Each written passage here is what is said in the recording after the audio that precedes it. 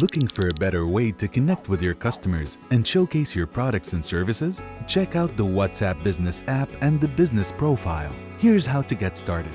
Install the WhatsApp Business app from the Google Play Store or Apple App Store. If you already have a WhatsApp Messenger account, you can move your media and chat history to the WhatsApp Business app in just a few steps. If you're new to WhatsApp, verify your number to create an account.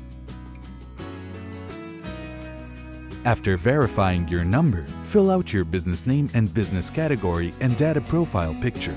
Then tap Next. Now, it's time to start building your business profile. Tap More Options and then Settings. From there, tap your business name and then tap Edit. Use your business profile to tell customers about your business, like where to find you, and the products and services that your business offers. Tell them when you're available.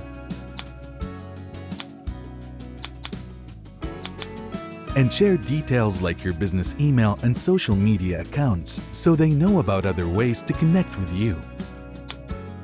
The unique features in Business Profile help you save time and energy, allowing you to focus on what really matters: connecting with your customers, increasing sales, and growing your business. Check out the Business Settings menu for more tools to help drive your business.